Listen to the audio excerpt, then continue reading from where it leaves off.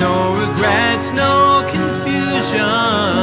There'll be no pollution. I'm so thankful I've decided to change my ways. Turn off my click. Okay, that's rolling. And I guess I'll just record yours from here. 5, 4, 3, 2, 1. We are rolling. All right.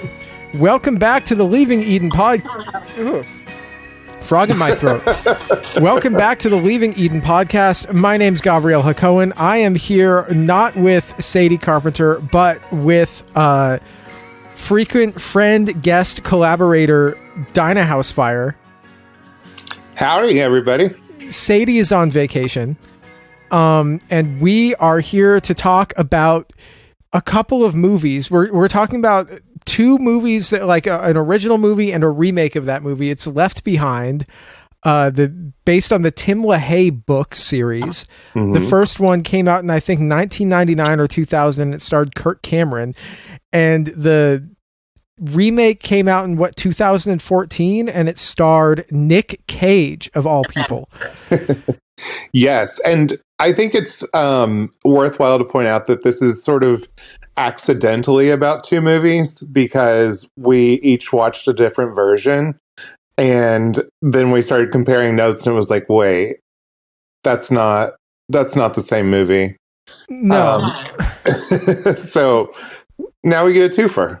I had a lot of enjoyment watching these movies. I think that my take on these is that the Nick Cage version of Left Behind is a better movie, but I think that the original Kirk Cameron version is a better Rapture movie. Yeah, I think so. I think the Nick Cage version is more palatable as a movie. It's terrible, by the way. It has a 0 on Rotten Tomatoes. It's bad. I've seen worse movies than this. I have seen two. But I think the Kirk Cameron movie, it's definitely more faithful to the source material. It is a whole lot of Rapture and Jesus, whereas the Nick Cage movie has a lot less Jesus in it. Like it's there, but it's not front and center. Whereas the Kirk Cameron one's more like there's a lot of politics and a lot of international relations and things going on. Whereas with Nick Cage, it's just like an airplane disaster movie. Yeah, it felt. Did you ever see the movie 2012? Yeah, I think I did. It was not a very good movie, but it was kind of the vibe that I got, where it's just like a big old disaster movie, and then there's like a slight veneer of Jesus on top of it, rather than the Kirk Cameron one, which was like, okay, the first half of the movie is a disaster movie, and the second half of the movie is like a poorly thought out political thriller. And then there's just a bunch of like, I also got the feeling that, and I don't want to act like the Nick Cage version was a politically correct movie, because it absolutely was not. Oh God, no. And we'll talk about that. It absolutely was not. But the Kirk Cameron one had so many moments in it that were just like, you could not put that in a movie that you made today. You absolutely could not. I'm actually really interested to hear your take on the Kirk Cameron version, because there's so much like focus on the rebuilding of the temple, and like the idea that the temple is in the wrong place, and yeah, like there's a lot of weird like focus on restoring Judaism with Jesus somehow. Yeah. So why don't let's start by running down the plots of these movies. You want to do, let's kind of do Kirk Cameron first, and then we'll go to break, and then we'll do Nick Cage. So this movie starts out where we have we have Buck Williams, Cameron, aka Buck Williams, also who is in investigative journalism. By the way, Buck Williams played power forward on the Portland Trailblazers in the 1990s, and they lost him. Also, so he's an investigative journalist. He's in Israel interviewing this scientist who has created essentially the formula for whatever this thing is that makes the desert arable, essentially, like makes it like, so now the desert is able to produce food. But then the state of Israel comes under attack by enemies unknown. Who knows? Who are they? Are they this movie was made in, I want to say, like 1999, 2000. So there was a lot of tensions going on over there. And they're like, oh no, who's attacking? But then all of the enemy planes that are shooting at that are going to attack just miraculously get shot down and no one can see. And everyone's like, it's a miracle. And this is never really explained. Yeah. What the heck was that? And they like vaguely point to other, like, basically Arab states around Israel, but then there's also kind of a like Eastern European / Russian question mark. Like it's very unclear. Yeah, well, I think that's kind of like playing on, because like during the Cold War, the Arab League was aligned with the Soviets and Israel was aligned with the Americans. So that's, I think, what they're trying to play at. And since this is like 2000, I think that like, and I was having this conversation with Chad that once the Soviet Union broke up, I feel like a lot of the Christian fundamentalists who are waiting for the rapture were just like, wait, there's no big bad villain. We need to wait. Who's going to be the big bad villain? We don't know. Right. So they're kind of just like digging in their back catalog, trying to find a villain is kind of how I see this. He's just like, wow, that was interesting. And then my assumption for also why they would do this was because I think that Israel coming under attack, or the Jewish people coming under attack, is like one of the precursors. So they're just like, oh, this is table setting. And if you know the prophecy, like it was made for such a specific Christian audience that they're just like, our audience is going to know what this is. And all the other people in the film are just going to be like, why is this happening? Right. Yeah. I mean, it's very, very clearly made for the specific sort of evangelical Christian American audience.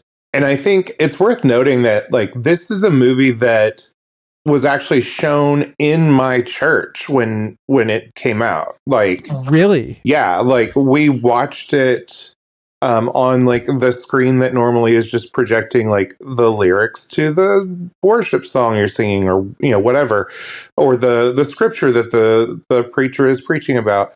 No, like they took I don't think it wasn't like a Sunday morning, right? But it was either a Sunday night or like a Wednesday night, and they specifically showed this movie. Like, it was a big deal, and I feel like that's not an uncommon experience, is people like watching this movie, and it was like, oh my god, this is so fascinating, but also like this is going to happen very soon, and we just need to be watching for the signs.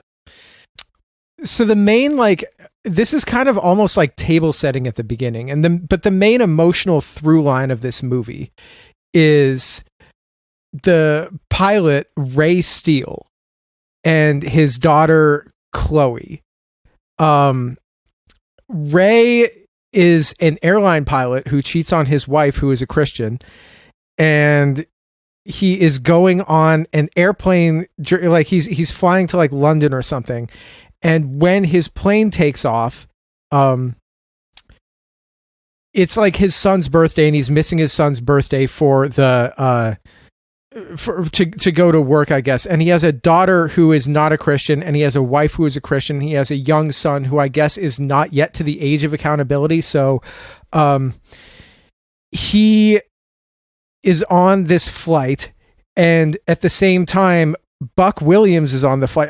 I think it's so funny that the guy's name is Buck Williams. I just that feels like that's either, it feels like, I know it's a basketball player's name and I know it's a fictional character in these books name, but it feels like a porn star name. It does. Well, I mean, yeah, anyone named Buck automatically is a porn actor in my book. Like the name Buck is just too perfect. And I mean, and I can think of at least one porn actor that is named Buck, but I'm sure there are many. Not that I have an entire back catalog, but like I'm sure there are many. But yeah, no, Buck Williams is the funniest possible name for this guy who's going to become our protagonist, like all in for Jesus guy here very shortly. I wonder if it was difficult for Kirk Cameron to portray a role of somebody who was not already Christian. I don't know, because I think pretty famously he converted to Christianity as like a teen or a young adult. So, because it was like while he was working on Growing Pains that he became Christian. His general, and maybe this is just the fashion of the time, but his general appearance is kind of similar to that of like Matthew Perry on Friends. That's kind of who I'd compare him to. Anyway, he's on this flight for whatever reason, and and when he's on the plane is when the rapture happens, and they have to turn the plane around and go back and figure out what's going on. And then there's all of this like New World Order stuff going on, and all of these the government's trying to save everyone or establish a new world order and peace and all of this stuff, and they figure out what's going on. Is actually the rapture, and that's why his son and wife got raptured up to heaven, but his daughter, who is not a Christian, did not get raptured up to heaven. Right. And I think in the original version, they downplay some of the elements that really get played up in the remake, but it's worth noting that like the airplane time is very short in that original version. Like the rapture itself is pretty quick. I mean, well, they don't show it. They don't show it on. It just kind of has happened. Oh my God. Where's my baby? Right. And I think that there's also there's less of the evidence of Ray Steele sort of cheating on his wife with Hattie, the flight attendant. There's less of that in this movie, and I say that because it's really, really pronounced in the other one. But yeah, so that happens, and then we get sort of the aftermath. We get everyone trying to figure out what to do now. And there's the UN is really important in this, and then there are these banker guys that are really important. Oh God, I forgot about the banker guys. They were, yeah, that was There's the two bankers, and basically they are plotting behind the scenes to get what do they call it? The Eden formula or something? Yeah, it's the Eden formula, which is like the secret formula to make the crops grow wherever you want without water, I guess. Right. And so they're manipulating the scientists to get the Eden formula. And then we have to talk about the guy, Nikolai Carpathia. So I looked this up on the Left Behind wiki. Apparently he's not Russian, he's Romanian. So major L for all of you Romanians out there. Sorry about that one. But he was apparently born of a Soviet genetic experiment to I don't remember that. That's funny.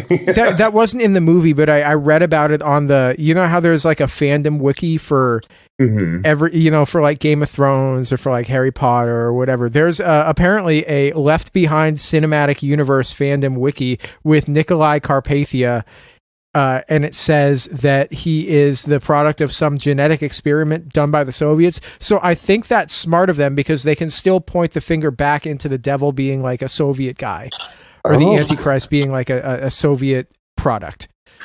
Well, full disclosure, I read all the books, but it's been 25 years or something. I believe so. There's a prophecy about the Antichrist coming from the East, and like there's this general idea that it would be Eastern Europe or something. I apologize that that's really foggy in my memory. Actually, I don't. I'm kind of glad. But I do distinctly remember him being Romanian. And I think there was something about it being like, yeah, involved with the Soviet Union, but also European, and having been associated with the Roman Empire. And like, there were layers of significance to the fact that he was Romanian. And so that was a thing. But anyway, we've got this guy.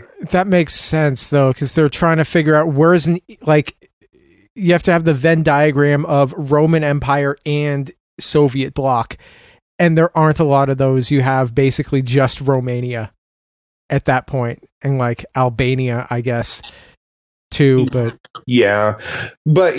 and Romania, they're speaking a Romance language that's often overlooked. Like, it is kind of chef's kiss in as far as like both of those empires overlapping. So that makes sense. But so we've got Nikolai Carpathia, and he is like a number one good guy, right? Like, he's doing the best work, humanitarian aid, and he's vowing that every human mouth will be fed, and all these things where they're going to use the Eden formula and bring essentially world peace, right?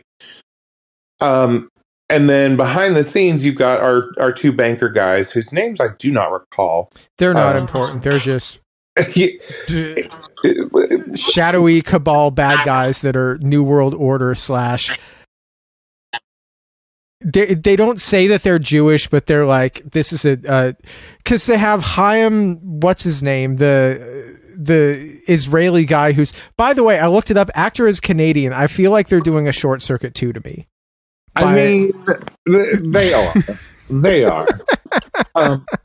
I do think it's funny though that you've got these two, like you said, sort of cabal shadowy guys who are actually pulling all the strings in the world, who are definitely like Jew coded. And then you've also got like the fact that everything here is about restoring Israel, and like it's very like playing both sides as far as like, we hate the Jews but we want to love the Jews, and I don't know, like there's a lot of mixed messaging going on here about like, how we should feel about Jewish people. I don't know. It's very strange. Like when you step back and look at it, it's like, what is the message here? I guess if I can explain that a little bit, or it says in the New Testament that the Antichrist is going to sit in the temple and proclaim that he's God or something, right? That's but you can't have the Antichrist sitting in the temple if the temple's been destroyed. Right. So in order for the Antichrist to sit in the temple and proclaim that he's God, the temple has to be rebuilt, because the temple was destroyed by the Roman Empire in like 70 CE, and it's been essentially the Temple Mount in Jerusalem is the holiest place for Jewish people, but the temple isn't there. And the temple can't be like, it won't ever be rebuilt, because on top of the Temple Mount is right now there's already two buildings there, which are the Dome of the Rock and the Al-Aqsa Mosque, which were built during the Islamic after the Islamic conquest. And and they wouldn't knock those down to try and rebuild the temple. Essentially, there's something already there. So in this movie, and the idea that, that they would rebuild the temple, that's like outside of like certain denominations of Orthodox Judaism, that is not a mainstream belief of a thing that is eventually going to happen. There's some people that, like, if you're waiting around for the Messiah to come, then you're going to be the kind of person who's like, oh, well, we're going to rebuild the temple and then restart doing the animal sacrifices. But that is not like a mainstream Jewish belief. That is like something that you only see in like specific Orthodox circles. But in his plan to like institute world peace and a peace between the Jews and the Arabs, the idea is that they're going to rebuild the temple, but they're going to build the temple in between the two buildings, which are the Dome of the Rock and the Al-Aqsa Mosque. And it's going to be just like, yay, everyone's happy here. There's going to be peace, which I don't know. I think that if they decided that they were going to start building another temple on top of the Temple Mount, then people would be really, really, really, really mad about that. Yeah, feels tricky at best. Right. And I mean, even like the politics of what's going on like there now, it's if you're Jewish, you can go up to you can do religious stuff at like the base of the temple, like the western wall, but you can't go up and do religious stuff up on top of the Temple Mount, because doing so is like it just creates too much tension, and it's just you can't do it. It's banned. And so this idea that they're just like, hey, and we all agreed to peace, and we're going to like rebuild this temple on here and everyone's going to be happy together, seems like that's just so out of left field, and there's no reason why they would do that. Well, it seems like that's a really convenient solution to a much, much deeper problem. Yes. So it's like, oh, and we fixed it, haha. Yeah, we did world peace. We're all friends now. Yeah, and it's like, I don't think that's how that works. Yeah, and so at this point, in the movie, I forgot, Hattie randomly went from being flight attendant to the second or third person in charge of the UN. Like, she got a job interview for being second or third or something person at the UN, working at the UN and doing something important. They don't really specify. But before that, she was a flight attendant, which, I mean, I guess it's good that they're, hiring all different people to do it. But I just, I wonder what her qualifications are. Not saying that she can't have them, but. Well, yeah, it's like, oh, you're suddenly the assistant to the Secretary General of the United Nations, and also like the head of Biscoff distribution or something. Like, I don't know how that works. Like, what does she know about international policy? I mean, she's been to a lot of countries. She's a flight attendant. That's true, but I don't think she's been like running those countries, and I feel like that's an important detail. But yeah, it's like suddenly she is leaving, or she has left the airline, and Ray is really offended that she's left, but skip forward, and now she is in these rooms where all the big decisions are being made. That is so wild to me that you can just go like, I wonder how long the background check took. I mean, apparently about a day. I guess like if it's good enough for American Airlines, it's good enough for the United Nations. So they didn't appear to be flying Spirit, so there probably was a background check. I charge you for, do you want a plane with a wing on it? That's extra, Right.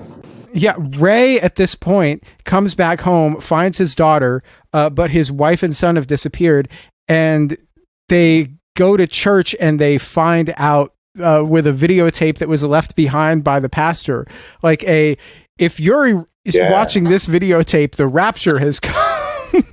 Which is wild that, like, sort of the hubris of making such a videotape.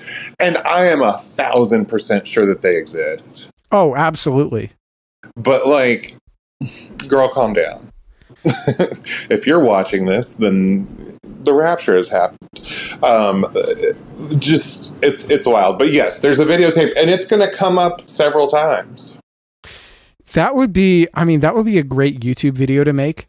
Just to say, if you're watching this, the rapture has happened. Here's how you get into heaven from now on. And then put that up on YouTube. We'll see how many people click on it. I mean, how many views do you think we'd get? What if I did it while in drag? That would be great. Hey, honey, if you're watching this, did your baby disappear? Mm-hmm. It was Jesus. According to Once Saved, Always Saved, you are not going to be around if the rapture happens. So that's true, because I got saved like 3 or 4 times because I just wasn't sure. Yeah, I'll be here. So I'll be here to distribute the videotape. Oh, perfect. Got VHS. We can do it on. I can maybe airdrop it to people. Airdrop is like the opposite of the rapture.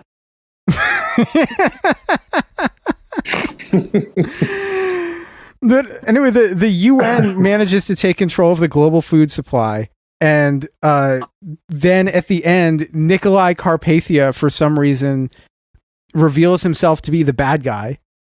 Yeah. It's a very like Uno reverse card thing that happens. Because so you've got, not only has Hattie become sort of secretary to the guy, but also he suddenly hires Buck Williams away from being on this sort of CNN-like channel, and now he is suddenly going to be the media specialist for Nikolai Carpathia specifically, right? And so then we get this big meeting is about to happen, and they find out that the 2 banker guys are actually evil, and they tell Carpathia that he's being used as a puppet. And then Carpathia has them killed. Yeah, like you go into this meeting, Carpathia is basically like, I knew this was happening all along, and like has them shot just in the middle of this meeting. No big deal. And everyone's just like, hey, good for you, man. Glad you did that. And he kind of does this Darth Vader like mind bend thing where you're not clear if he is actually influencing their thoughts or if he is just so convincing and scary that they choose to change the way that they tell the story of what happened inside this closed door meeting. The thing that I think that's like the strong delusion that's coming out, like he's got, or maybe it's just like that he has powers of influence over people, and that's like why he's the Antichrist. Yeah, and that's what's unclear, because like, does he actually have superpowers, or is he like, what are the rules in this fantasy universe? I mean, he does have superpowers. And they become more evident later on in the series. Because really, this whole movie is table setting to get into the tribulation and like all of that. But yeah, he does end up being kind of this weird, vaguely magical being. Because, you know, obviously he's animated by the power of Satan or whatever. But yeah, I distinctly remember that there are a lot of peculiarities about his person in the book series where like he doesn't use contractions, and he speaks perfectly all the time.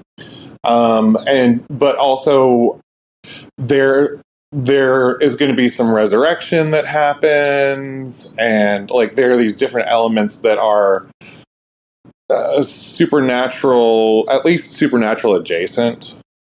So yeah, there is a good bit of that. So that's why I say it's unclear to me if everyone is just deluded or if he actually did sort of change their memories of what happened in that moment.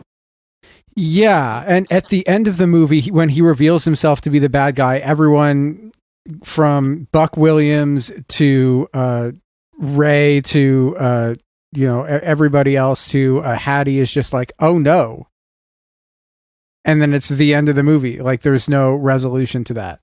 Right. And that's the really irritating thing to me about this movie, beyond the dialogue and the stilted acting and all of that. Like it just ends with, oh hey, he's bad.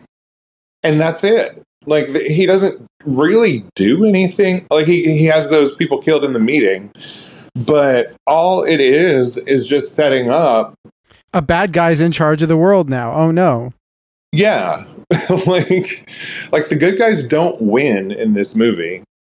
And other than the fact that you see that these people that are starting to convert to Christianity are kind of banding together, and like they've got safe houses and things, like there's not a lot of hope really in this movie. It's a oh no, things are bad and things are going to get worse kind of movie. I think that if you were watching this movie and you had the context of like, this is how the rapture is going to happen for years and years and years getting drilled into you, you're like, oh, well, of course. Yeah. They're just going to come up with sequels for this. And if you watched the, not the Thief in the Night movies, because this is the Left Behind books are basically just like a modern, it's the same idea as a Thief in the Night, but it's it came out 25 years later. I don't really understand if you were watching this movie and you hadn't seen that, I don't think that I would get it at all. But I think that you're right about how like having the bad guys win in the end of the first movie is kind of a weird choice. Like if you look at a movie like Star Wars, in the first Star Wars, the good guys win, but they're like still going and they're still fighting. And they're like, oh, but the bad guys survived. There's going to be a sequel. And we're like, okay, great. And then in the second one, the bad guys win at the end. And they're like, but we can fight back from this. And then in the third one, they win.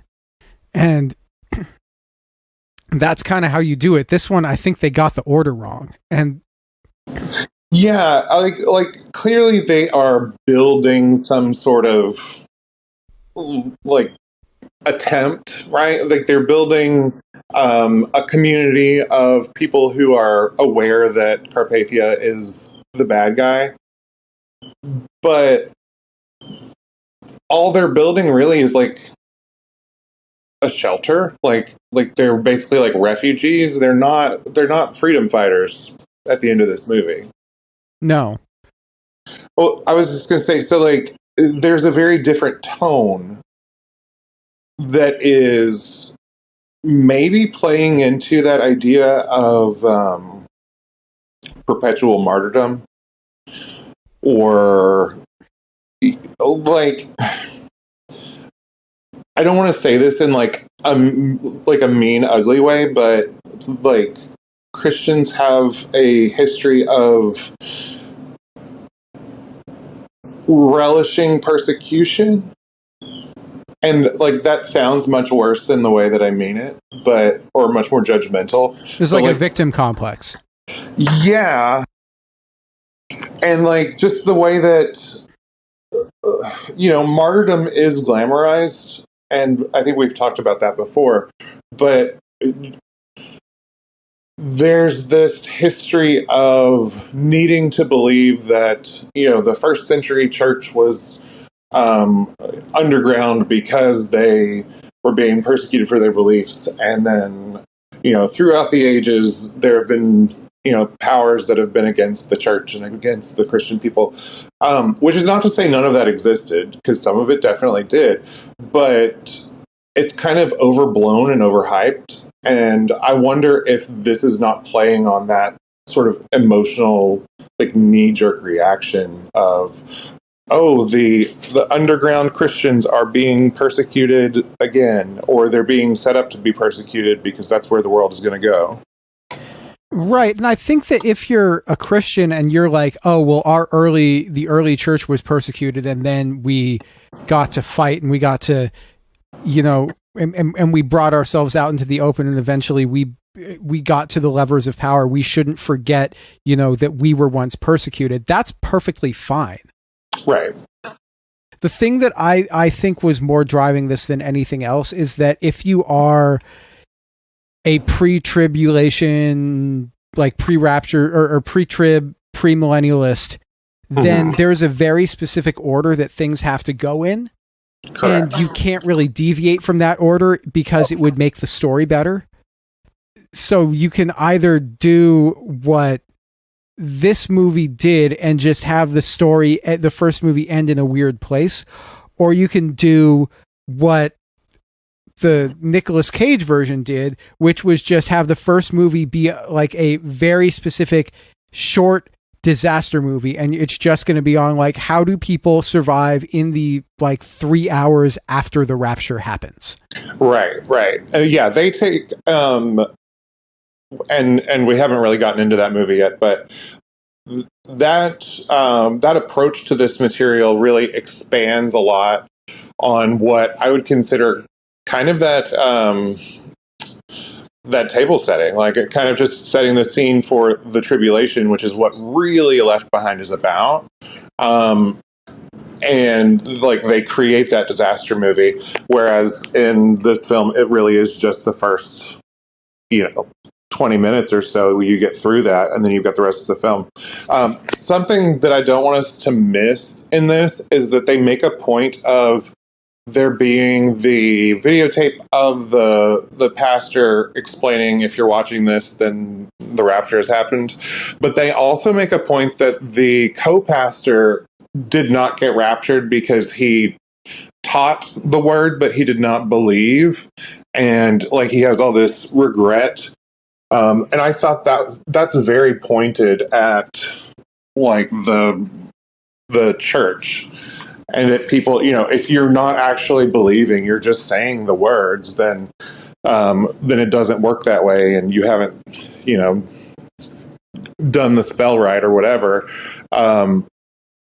But I think it's pretty pointed to have a clergy person be the one who knows exactly what happened, but it still happened to him as well. So it's one of those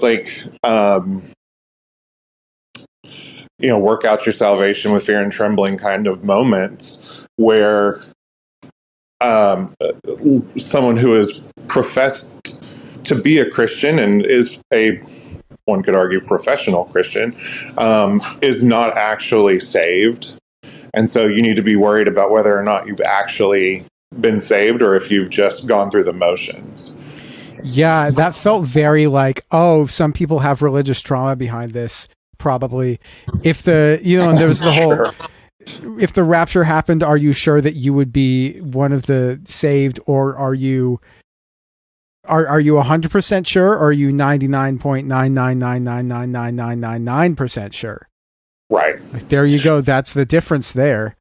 Oh, and like handfully raised, I know that I have religious trauma behind, am I saved or not really saved? And what would happen if you were to die tonight? And I like those things, and those are definitely used as tools of manipulation to create this emotional state of, I don't know if I really am saved. I don't know if I really did it right. If I really, fully believed and professed with my mouth and all these things.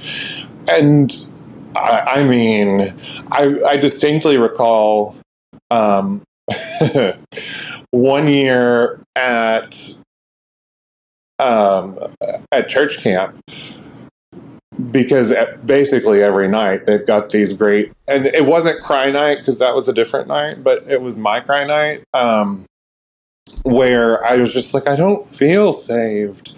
Like, I don't feel different. I don't feel like, I don't know. And I remember my youth pastor, talking me down and being like, well, being saved isn't an emotion.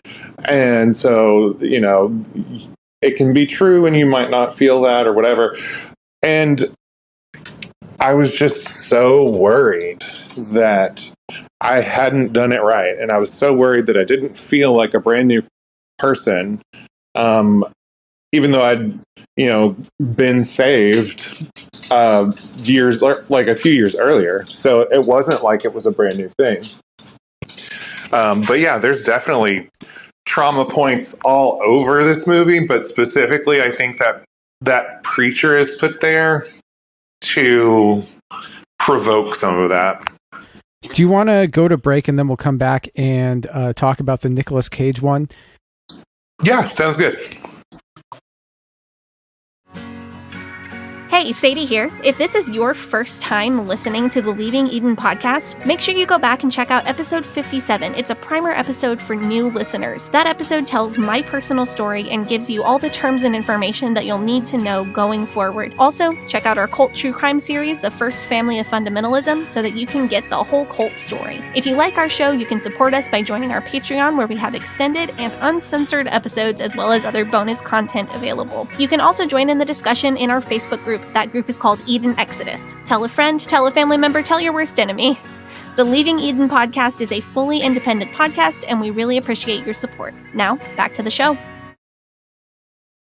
We are back from our break. We are talking about the Left Behind movies, namely we talked about the Kirk Cameron one in the last segment, and this segment we're talking about the Nicolas Cage one that came out in 2014. Yes. I just want to say that it is a delight that Nicolas Cage found his way into a Left Behind movie. It is the strangest thing, and I love it. This whole film is the most bizarrely cast thing I've ever seen. So not only is it Nick Cage, which deservedly takes the limelight. I mean, he'll be in anything. I heard he's been divorced 3 times and he bought a castle. He needs the money. I was going to say, I'm pretty sure he has filed bankruptcy at least once.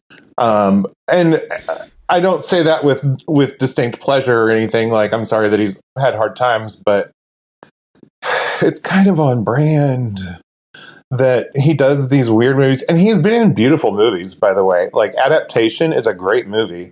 It's Leaving weird. Las Vegas. He won an Oscar for Best Actor for Leaving Las Vegas. So something that I read about Nicolas Cage, and this has been probably years ago at this point, but part of the reason that he gets such a weird reputation, beyond the fact that he will really kind of be in anything, is that when he's really like going for it acting wise, he's not a he is a non-realist actor, which is to say, like, he's not intending to be like a normal person. He is like sort of an abstract actor, so he's like exuding emotions, even if they're not how they would look in a natural setting. And I don't know that he's necessarily doing a lot of that here, but that makes sense for me in some of like the weirder stuff that he's done. I'm like, okay. Right. I saw an interview with him where it's like, Nick Cage breaks down his most famous role. And he was like, yes, I was watching a lot of like German dramatic or expressionist films. Yeah, German expressionism or something like that. Uh-huh. And he was talking about being like a vampire movie. Yeah. And I'm like, okay, I get it. You're like, he's an over the top kind of actor, and in a lot of cases it works. What you can't say about this movie is that his acting was bad. Honestly, I think that his acting was very good in this movie. Despite the fact I thought he did fine. Like I didn't have a problem with him. He wasn't distracting as far as his acting goes. Like, I thought he did well for the material that he was working with. Yeah, not the best script. He's not going to get an Oscar for best adapted screenplay. No, for this one. Yeah, the dialogue is bad because people just keep saying things that you wouldn't actually say out loud. But it works as a movie. It's not the worst thing I've ever seen. But it's not great. They also had who was it? They had Leah Thompson was randomly in this movie. Leah Thompson is his wife, and then Chad Michael Murray. Chad Michael Murray is he's Buck Williams in this movie, and I'm sorry, how did they? Incredible! Every ounce of me is like, how did you get Chad Michael Murray? But also, Chad Michael Murray, what are you doing here? He was in. So it says he was in Gilmore Girls. He was in Dawson's Creek. One Tree Hill. One Tree Hill. Let's see. He was in. I'm looking this up. These are movies. He was in House of Wax, and he was in Freaky Friday. Wait, was he the love interest in Freaky Friday? I think so. Damn. He was also he was in the one with Hilary Duff. The movie with Hilary Duff where shoot. I'm gonna misremember, but there was one where they were it was like a teen rom-com-y kind of thing. Oh, people are yelling at us at their phones right now. He was in a Medea Christmas with Tyler Perry. Holy shit. Chad Michael Murray, he's also just so let me stick a pin in Chad Michael Murray for just a second because we'll come back. But the Nick Cage movie, and we keep calling it that because it is, they center on the character of Ray, the pilot, as opposed to being fully centered on the character of Buck Williams, which the Kirk Cameron movie is almost entirely centered on Buck Williams. And then Ray is there as the pilot and, having the family with the daughter and all that. Spoiler alert, it's because the daughter Chloe is gonna get with Buck Williams eventually, right? They're not super subtle about that. But anyway, so Chad Michael Murray is there and he's doing his thing. I think that's because there's very little character development that you can do with the character of Buck Williams. He can just be oh, I'm an investigative journalist and I'm right. And I'm sorry, how many times does he say, I'm an investigative journalist? I know that they were trying to make that a nudge, nudge, wink, wink, of course I have a satellite phone. I'm an investigative journalist. Of course I have a camera. But it didn't work. It was annoying. Do you remember the scene at the beginning when he sits down with Chloe at the airport when she's waiting for her dad? And he's this dude, he looks Chad Michael Murray looks like dollar store Brad Pitt, but he's not a bad looking. He's not a bad looking guy. You watch Brad Pitt Fight Club, he looks like dollar store Brad Pitt. That's not a bad way to describe what this guy looks like. He's definitely a little bit scruffy. Tall, handsome white dude with a scruffy beard.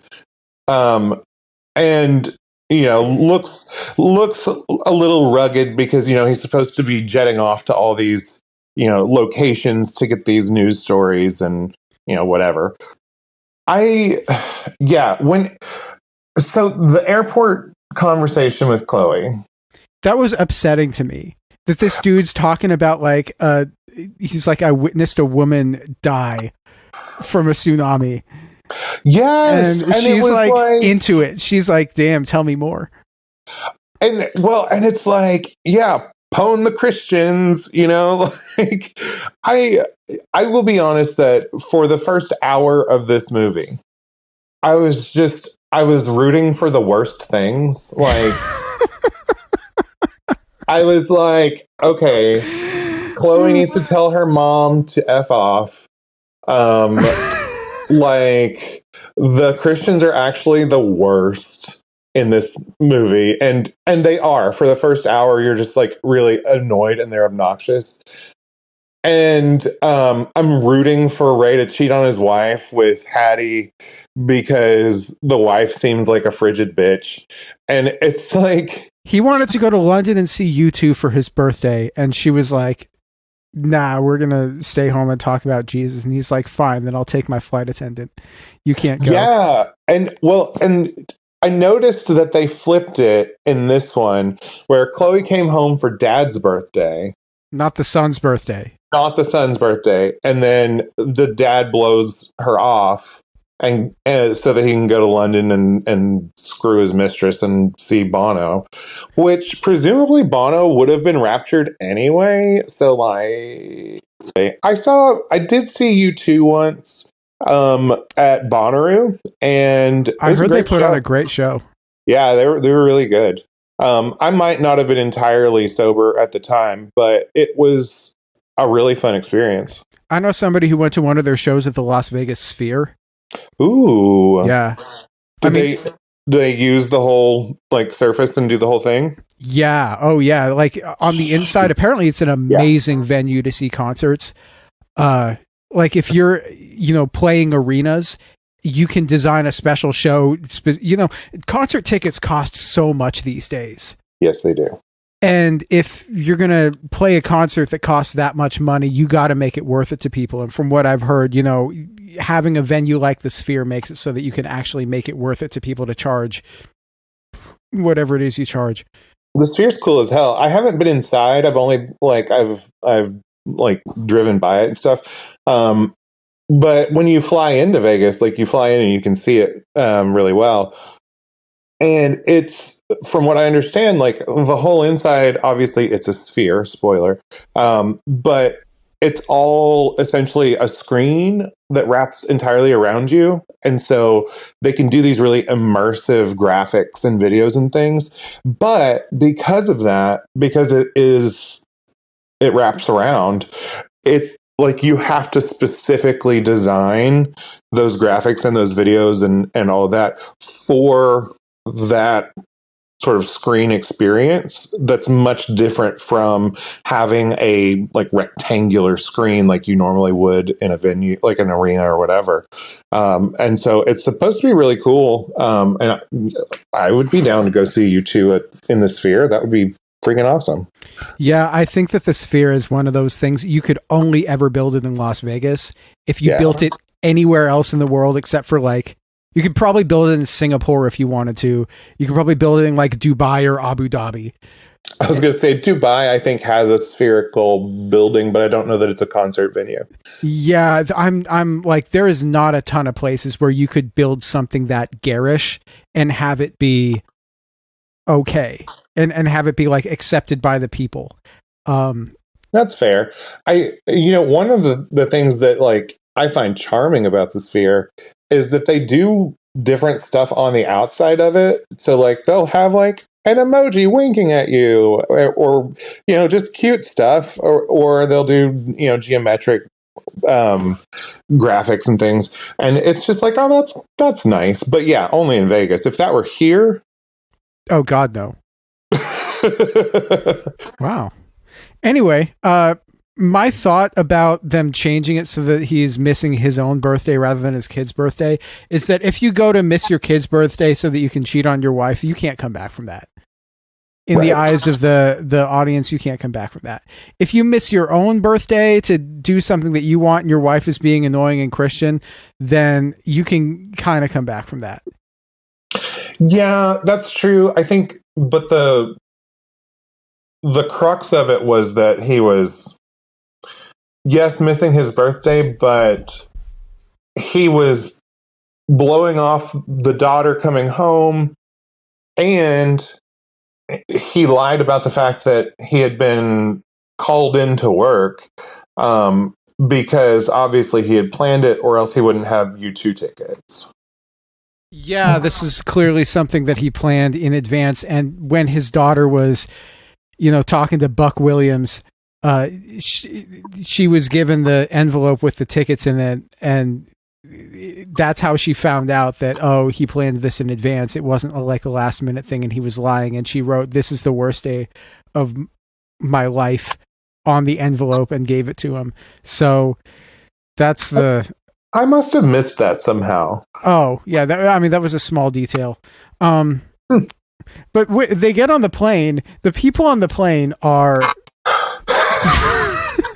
My favorite part are the characters on the plane, because there's like a Muslim guy, and there's a little person, and there's like this British woman who's like, I don't know, who's like doing heroin in the bathroom. Or something, yeah. She's doing something. She has like some crushed up bag of powder that I don't know what it is she's doing. It's some drug, and she comes out and she's like totally zoned out.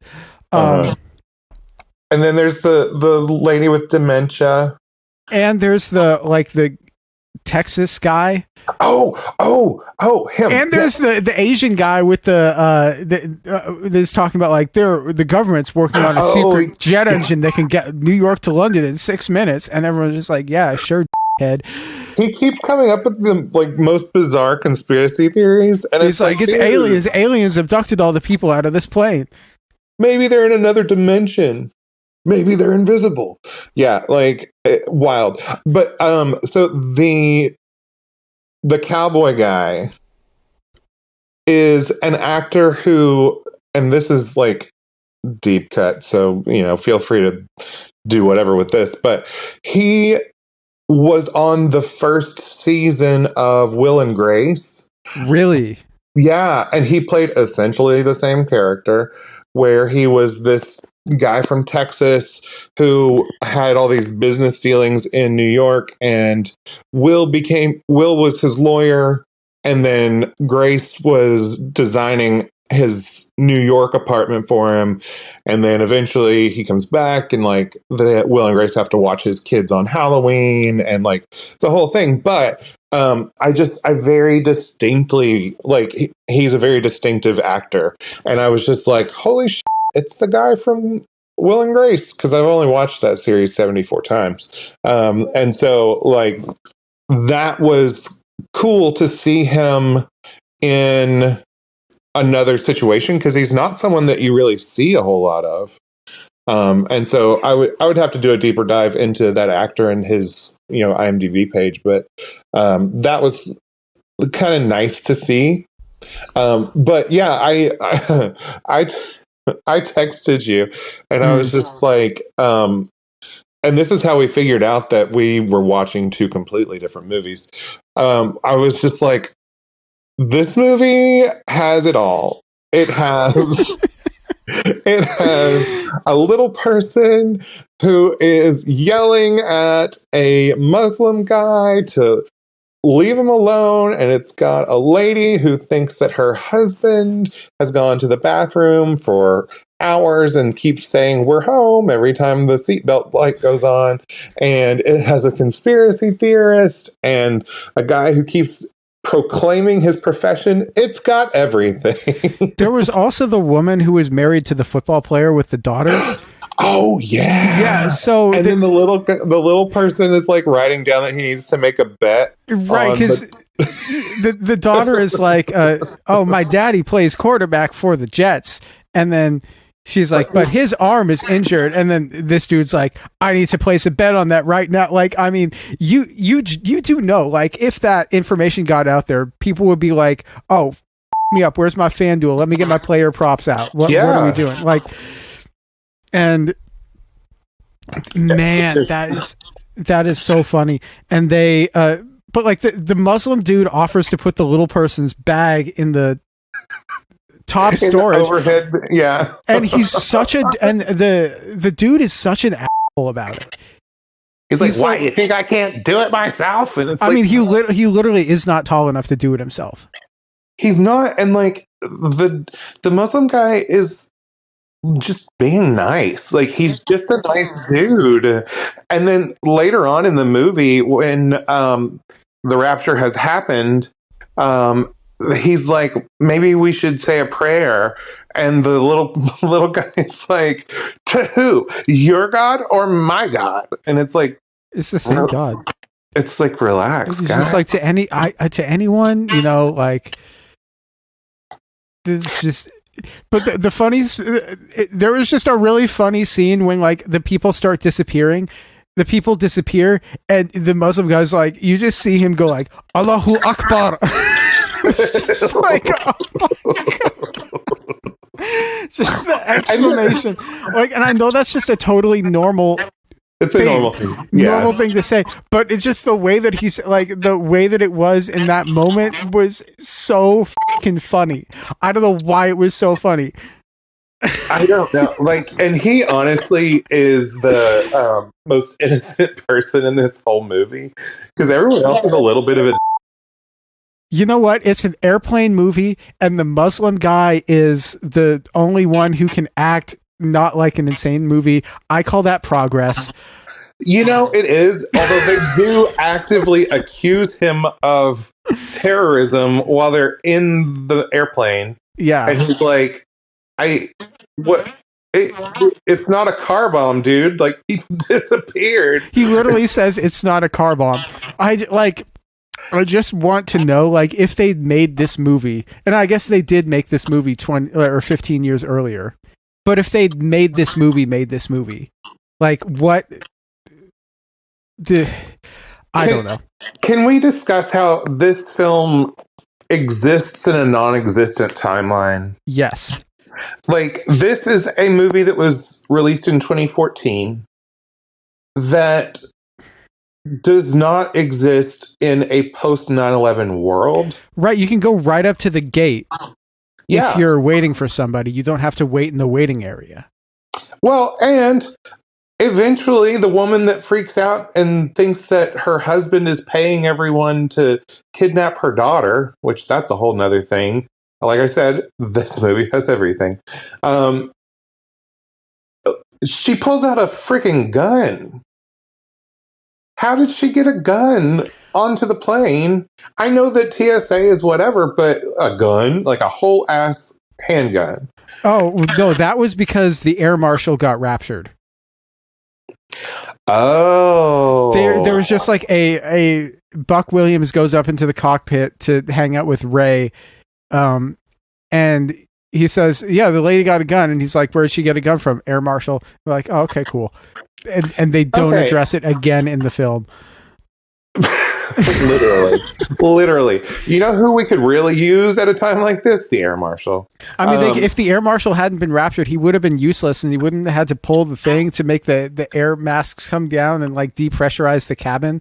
Right. And which they totally did. They just because everyone was being unruly, they were like, here, oxygen. Can you imagine if they did that on an actual airplane? If they're just like, this plane is getting too crazy, let's just depressurize the cabin. Well, but they even said like, oh, but the cabin pressure's fine, and like did it anyway. Okay, you're taking socks and shoes off on the plane where I'm depressurizing this until you put those back on. Oh my God, everyone's gonna die. So gross. Don't take your shoes off on the plane. No one needs that. Unless like I would say unless it's like, you know, a 12-hour flight or something, like you have no reason. But also keep socks on at all times. No naked tootsies on the plane. But yeah, okay, the air marshal got raptured. And then yeah, Buck goes and that's the other thing is like the freaking the door to the cockpit is just willy-nilly opened. Like what? Yeah. What? I mean, obviously it's not 9/11, so you can just like have anybody going up into the cockpit. I mean, I know that there was like a code or something to get in, but they had the door just open when the passengers were boarding. And I never flew before 9/11 because I was a kid and whatever, but like my experience now is that you would never, like that's not a thing, that the cockpit is just left open. Because obviously you can do a lot of damage that way. So Buck is visiting. Buck also becomes like the like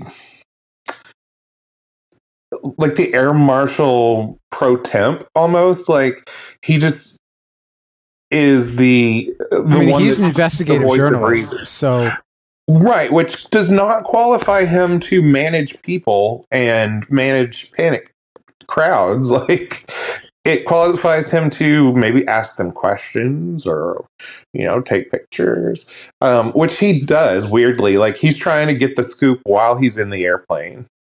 Like he tries to interview people, and that's strange. But anyway, all this is happening, everyone's turning on each other, they're all freaked out. Meanwhile, on the ground, we've got Chloe, right? And she was at the mall with her brother, and the rapture happened while she was giving him a hug, and he disappeared, and she was just holding his clothes. And then she spends the next, presumably several hours of her life running around looking for him because, he's going to be somewhere presumably butt-ass naked. She's looking at the house and discovers that mom is also gone because mom's been raptured. And then she eventually goes to the church as well. So we're seeing some of the same plot points. And she goes to the church. She finds the pastor there in the church, sort of having a meltdown that he didn't get raptured, right? Yeah. And then they talk, and she's just like, "Screw you about Jesus. My brother is missing." Like, because it's a weird interaction. Because she's like, she hears what he says, but also she shuts him down. Like, she's like, I don't want to hear about Jesus right now. My brother is missing and my mom is gone. And he's like having his own, like I said, like a meltdown. Like he's, remorseful, but he like pushes the cross on the altar over and like is sort of weeping on the floor of the church. It's a very emotional moment, but it's a slightly different take on that concept of the pastor who isn't actually saved. Like the tenor of it is different. Meanwhile, all hell breaks loose in the. Yeah. And so Chloe is just trying to.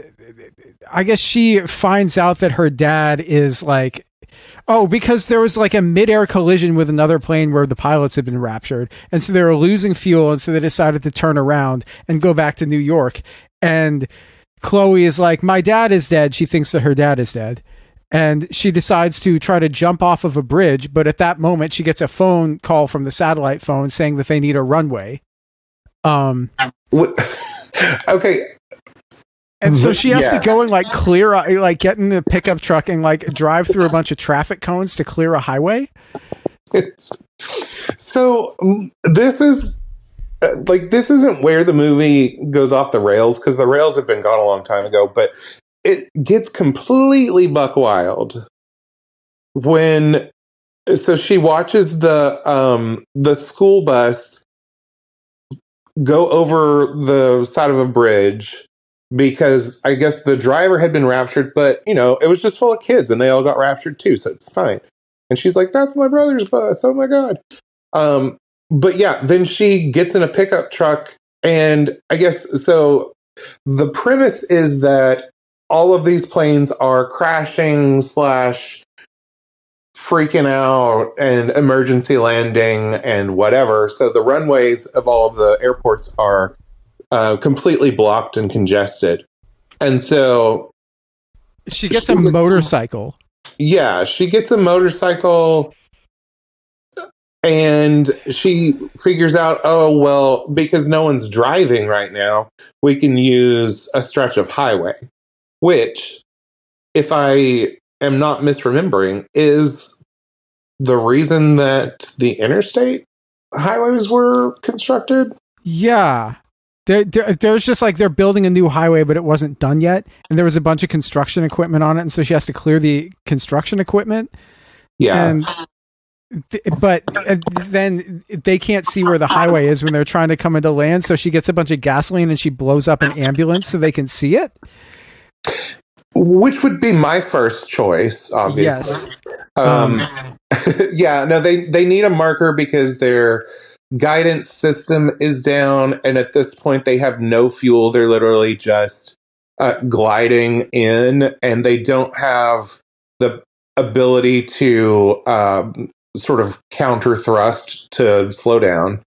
And so they need a marker that they can see that's big enough and bright enough because it's nighttime, so that they can find the stretch of highway. And so she does that. Like, she lights it on fire. She's like, it's only 1 mile and 9/10. It's not long enough. And he's like, it'll be fine. So then they essentially gentle crash the plane. And it stops like a foot short of crashing into the truck full of like explosive gas. Yes. And everyone's relieved. And then they open the emergency exit and they just start throwing people down the slide. I was amused and shouldn't have been as amused as I was, but Hattie is like, quickly ushering people, because there's a fire. Obviously, there's always a fire. Is quickly like escorting people out of the door, and then the little person comes and she just chucks him out the window. Like, the way that she sort of just flings him, I wish I had not have laughed, but just the visual of it was funny, like genuinely funny. Yeah. I was all because he'd been a dick the whole movie. Yes, he had been such a. This movie was so problematic in so many ways. Yes. But you can hate watch it and it's fine. Right. 0% on Rotten Tomatoes. I'm reminding, 0% fresh. What was the audience score? Oh, I don't remember. It was low though. Like, it was low. I think it's low for like. Yes, it's a cheesy disaster movie. But also, it's like a terrible adaptation of a source material. Yeah, it wasn't really accurate to the source material at all, was it? No, like, it has the same general characters and it has a few of the plot points, but like no UN, no Carpathia. I think what they had to do was, like I said, you have to have a happy ending at the end of the first one, and then the second one you introduce like the afterwards story where things get dark, and then in the third one you have the battle for all the marbles and they win. Yeah, no, I think you're right. It's just like that's Tim LaHaye and Jerry B. Jenkins did not do that. No, and that's why the Kirk Cameron movie is so bad, because it is pretty faithful to the source material. Like I said, I read all of them when I was in probably, I don't know, I would have been middle school maybe. And it was, it's not well written, but it was absorbing. Like, it's exciting because you're like, oh my God, and then this thing happens and this thing. It works better as a novel than as a movie if you're doing a direct adaptation. So the Nick Cage version being not a direct adaptation actually is probably, like you said, the better movie. Like, it's the better story. Yeah. But it has very little to do with the original novel. And it's worth noting that there's like 7 of them. Like, it is a long series. Yeah. I mean, if you have a captive audience, then you might as well I mean, milk that out of them. I don't know. Any final thoughts on this film or these film series or? I think my final thoughts are that Chad Michael Murray should be employed more. But also the rapture anxiety is not terribly triggered with these movies, which you would think it would be. They do play on that a little bit. But I think that honestly, the Nick Cage movie is really just kind of an action thriller with Jesus on top. And the Kirk Cameron movie feels very Kirk Cameron-y, where it feels like he's trying to do apologetics and trick you into saying the prayer. So very different movies. I am amused that I was watching one, you were watching the other, and then we realized it. Yeah. And so then we both watched the other movie. But I'm glad we did because they are wildly, wildly different movies. Yeah, my thought is that this is the third best movie that I've seen with Nick Cage being on an airplane. Because there's Con Air.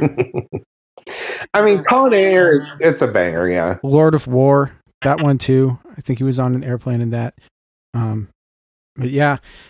Anyway, thanks for coming on, Dinah. Thank you guys for listening. Sadie and I are going to be back next week with like a Fundy update episode. Things are good. Things are fun. We're having a great time. You can follow the podcast on social media at Leaving Eden Podcast. You can follow me on social media at GAVRIELHACOHEN. Dinah, you want to plug your socials? Yeah, you can find me on Instagram at Dinah House-Fire. On Twitter, although I'm never on there, at Dinah House-Fire 1. Same on TikTok. And I'm on Facebook, and it's just regular old Dinah House-Fire. Thank you guys so much for tuning in. You guys have a great day. Bye-bye.